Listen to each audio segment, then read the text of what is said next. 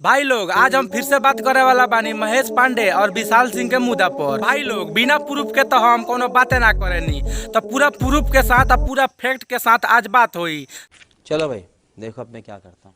भाई लोग विशाल सिंह एगो वीडियो में नाइफ जोन ले बाटे, कुछ गोड़ा कहता रसन कि उ चाकू यही रेस्टोरेंट पर रखा रहला कोनो काम खातिर। ठीक बाटे भाई, हम मानता नहीं कि कोनो काम खातिर रखल जाला, काटे खातिर चाहे कुछ भी। तो हमरा के एगो बात बताओ विशाल सिंह, जब तू कहता रह कि नाइफ ओजा रखा रहला तो तू सांगवा में लेके लाड़ चढ़त रहा नाइफवा के, तू ओकरा गर्दनवा पर लेके ओकरा से बोलवावता रह, ओकरा के लोग का समझी? तू ही बता दो ना भाई। जनता को आप मूर्ख समझना बंद कर दीजिए।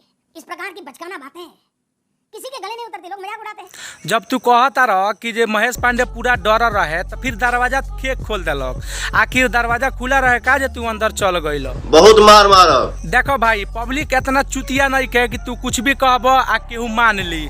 सबे अपना अपना दिमाग से सोचेला आ सबे समझेला जे तू का कइले बाड़ आ ऊ का कइले बाटे, सबे देखले बा। ठीक बाटे, एगो वीडियो बहुत तेजी से वायरल होता भाई लोग, जेमे ये विशाल सिंह का कइले बा महेश पांडे के कपड़ा निकलवा के ओकरा से माफी मांगता, कहता उठ बैठ को। हम चाहता नहीं भाई लोग कि तहनियो एक बार ये वीडियो देख लगन। आज के बाद कभी भी मैं किसी भी सुपरस्टार के लिए जो अपने दम पे बने बोलता किसी भी सुपरस्टार हां बैठ के बोलता रहेगा उसके खिलाफ में वीडियो नहीं बनाऊंगा आज के बाद कभी भी, और पवन भैया के लिए भी नहीं बनाऊंगा। बोल उठे बैठ कर 5 बार 10 बार कराऊंगा। देख लो भाई लोग, विशाल सिंह कहता कि हमारे लगे एगो वीडियो बाटे लंगटे उघारे के, एक पब्लिक के चुतिया मत बनाओ सन। तहनी के भोजपुरी इंडस्ट्री के पूरा बर्बाद क के रखले बड़ा सा। ठीक बाटे, तहनिए के वजह से भोजपुरी में डेली कुछ ना कुछ विवादे होता टे। जहाँ देखो तो 2 दिन 1 दिन बीतत नहीं के तले विवाद स्टार्ट हो जाता टे।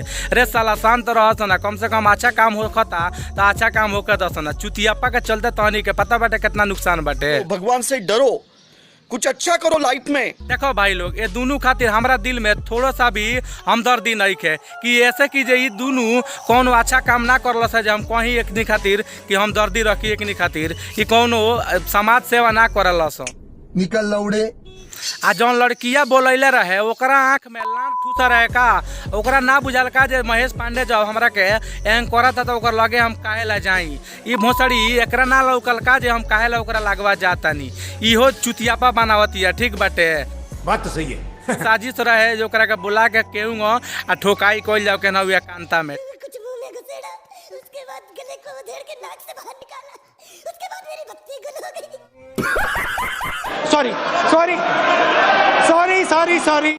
जब उ लड़की कहतिया कि हमरा के बोलेला के कहला खेसारी से हम काम करवान तारा के, रे भोसड़ी तो अइले का करे रे, गाना मारावे अइले का। तनी तो स्टार के साथ काम करे खातिर देवाऊ खातिर बेचैन हो जालू स। तहनी के तो स्टार से काम करे खातिर बिस्तर पे भी सूते खातिर भी बेचैन हो जालू सन। ई फैक्ट बा भाई लोग, हमरा बात के तनी काट के दिखा दी केहू तब हम कहम कि जहाँ झूठ बाटे। ई काम होला भाई भोजपुरी इंडस्ट्री में, भोजपुरी में ना बल्कि हर जगह होला, लेकिन भोजपुरी में छिया लेदर हो गइल बा भाई लोग पूरा।